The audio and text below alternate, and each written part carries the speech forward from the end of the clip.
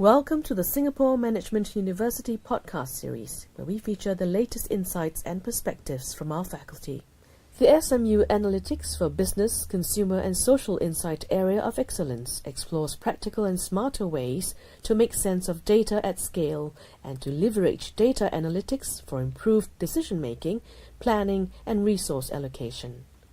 Big data refers to the vast volumes of digital data swamping the globe, usually from traditional online sources such as corporate spreadsheets and newer social media content such as photos, videos and text messages. There's also a new trend of using mobile devices to obtain deep data about offline or physical world human activities. By analyzing these two sets of information, organizations can gain insights into consumer habits, boost operational efficiency, and improve decision-making. Associate Professor Ajahn Misra from SMU's School of Information Systems conducts research on mobile sensing and analytics and crowd-scale activity recognition. He's also a director at the SMU Life Labs Urban Lifestyle Innovation Platform, a city-scale research testbed with progressive technologies for companies to run large-scale consumer behavioral trials and experiment with novel mobile services on real people in real environments. In this podcast, Associate Professor Misra shares his insights on the benefits of research into mobile sensing and analytics, as well as the work undertaken by Life Labs. Professor, your areas of research include mobile sensing and analytics and crowd-scale activity recognition. Can you explain to us what these are? Most certainly. So before I explain what mobile sensing and crowd analytics are, let me spend just a couple of seconds to explain the difference of how this field is from the traditional analytics areas. So a lot of my colleagues are working in what you call big data analytics. And if you look at the field of analytics over the last, I would say, a decade, most of the sources of this data and the genesis of this field of analytics has come from two primary sources of data. Initially, it was transactional data on websites, bank records, transactions you did in stores, etc. And you can analyze that to get an understanding of what consumers want, what their preferences are, etc. Then there was a move towards analysis of social media data, which several of my colleagues are doing. So this is the kind of post that you post on Facebook, on Twitter, who you follow. That gives you an idea of your interests, your attitudes, and also your preferences in terms of products, affiliations, etc. Now, where I'm going with my research is I start off with the mobile phone. And the mobile phone is no longer a phone, but it's really become a great sensing tool. You carry it with you everywhere you go. Now, what that means is you don't live your life in the online world alone. In fact, the vast majority of your life, you live in the offline world. So what that means is that when you visit coffee shops, you visit malls, you visit MRT stations, you do interactions in the physical world. You stop in front of a store to look at a window display. You queue in front of a coffee shop, and maybe you go with your friends, maybe one day you go alone. And it's the ability of the mobile phone to capture these insights and data via the various sensors that it has. So we have the capability with the mobile phone to understand that you're walking or taking an elevator.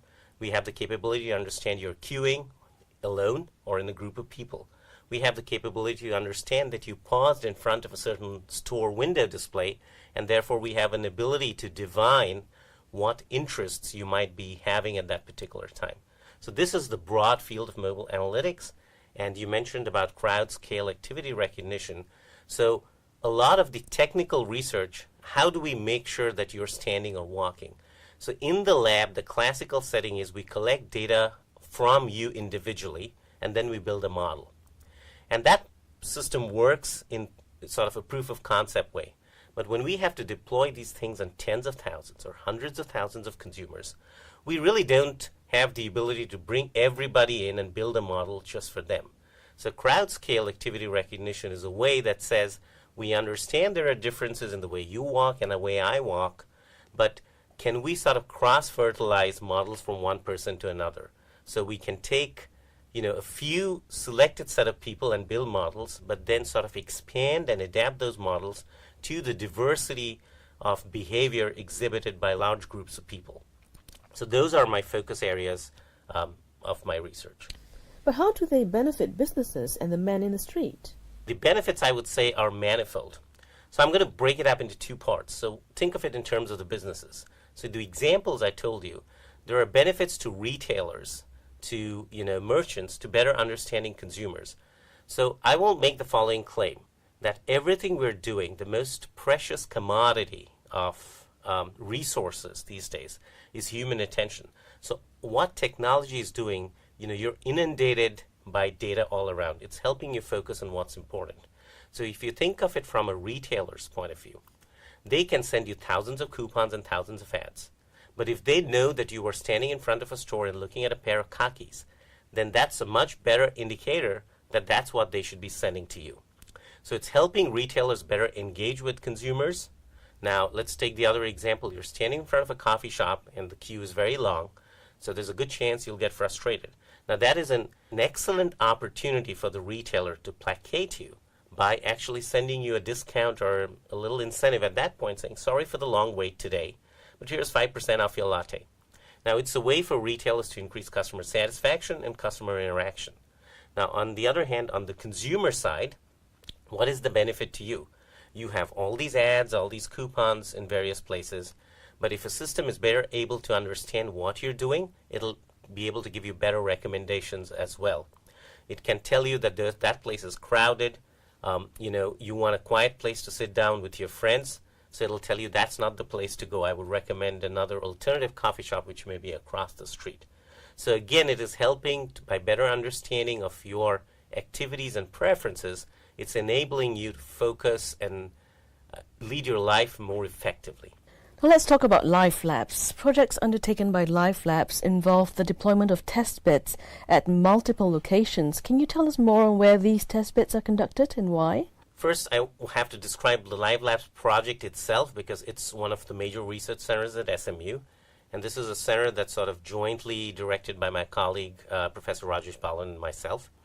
And what the Life Labs testbed is doing is taking these mobile analytics technologies and it's taking it to the real world and trying to test out experimental new services. So the example I gave of a coffee shop trying out discounts if you're in a queue.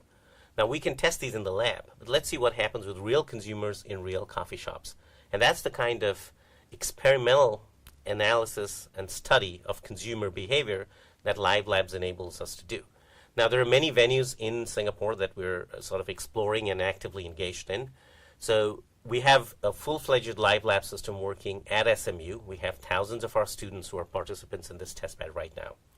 We're also actively working with Changi Airport to take these technologies and understand the behavior of passengers as well as visitors to Changi.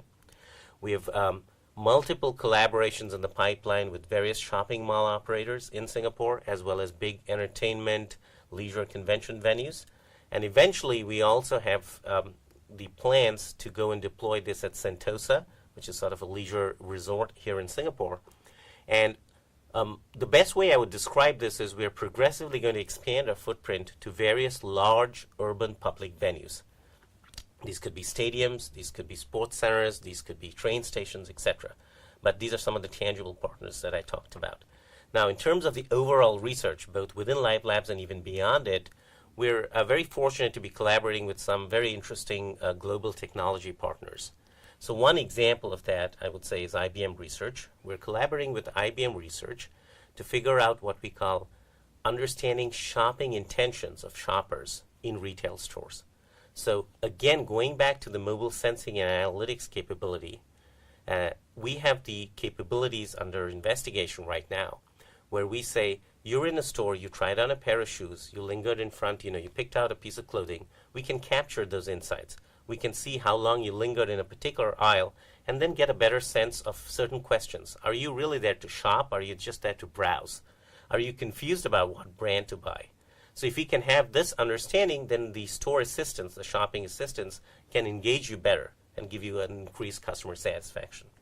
Another example, a global partnership, is with Xerox Research. So with Xerox, we're exploring this phenomenon of mobile crowdsourcing. So there are many capabilities that we have today that an urban population is the best sensor in many ways. Now, let me give you an example. You want to figure out the queue in the Kopitiam, or A company that has a promotional arrangement with a 7-Eleven store wants to know if the 7-Eleven store actually has displayed their product on the top shelf as promised. Now, they can employ a dedicated staff to do that, but that's not very cost effective. So why not use citizens? Every person in this sort of dense urban city, pay them micropayments and ask them to do these tasks and report back. So this is called crowdsourcing. Now, where we come in is because we have an understanding through your mobile devices of the context that you have. Where are you likely to go next? So if you're going to pass by the Kopitiam, you would be a good candidate for this crowdsourcing task. But in addition, if you're alone, you may be a good candidate. If you're there with your office colleagues, that may not be the best time to tell you to do this piece of work.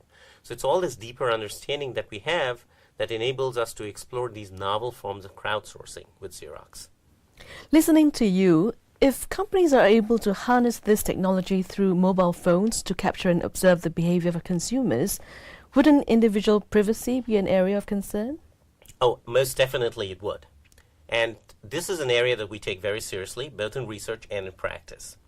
So my personal attitude is that privacy is very important, but it should be left to the discretion of the individual. And the individual is the best person empowered to make this decision. And the way we work is that, we collect data in Life Labs, but first we anonymize it. But more importantly, we give the participant the discretion to say, I don't want this data to be collected, or I don't want this data to be collected in these places.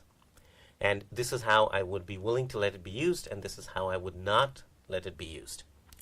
And in addition, there's a very important characteristic of Life Labs. So the example I gave you, that a coffee shop trying out this strategy, that if you're queuing, I want to see what happens if I give you a discount. Now, there's two models in which you can make this work. One model is we can collect the data via Life Labs and tell the coffee shop, look, person X is standing in front of your store. You want to give them a discount? Sure, go ahead. But to us, this is sort of violating your privacy already because you're telling the coffee shop owner that you're standing. So the model we have is we don't actually tell this information to the coffee shop owner. Instead, we act as an intermediary.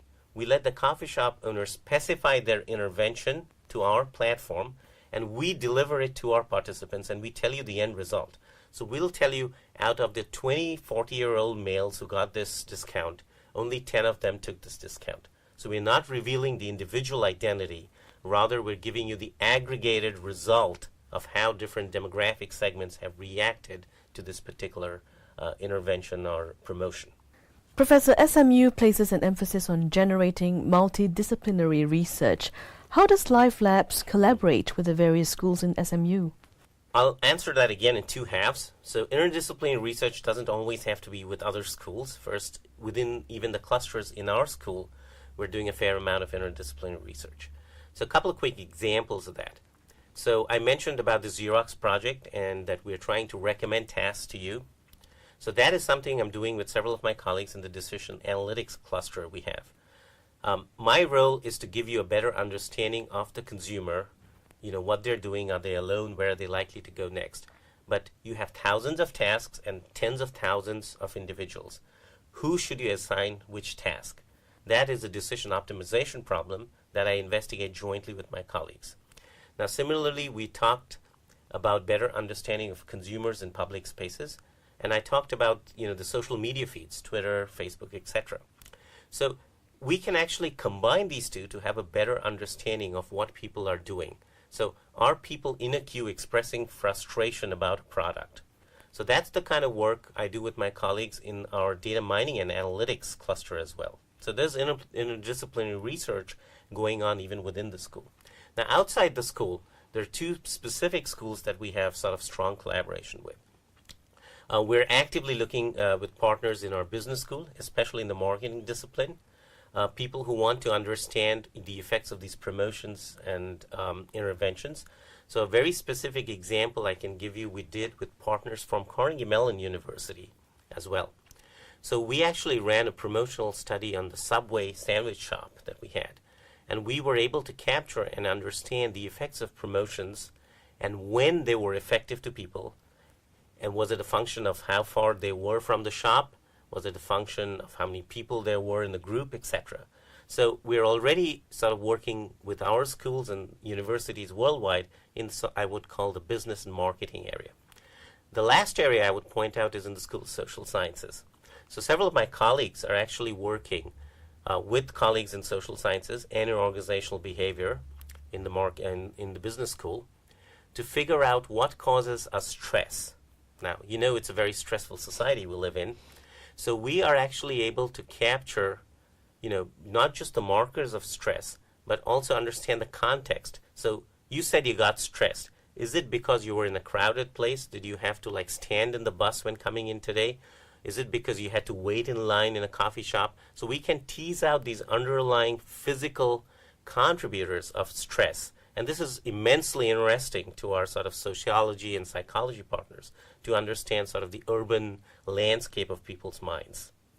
Very interesting work indeed. Thank you very much, Professor. Thanks very much for having me.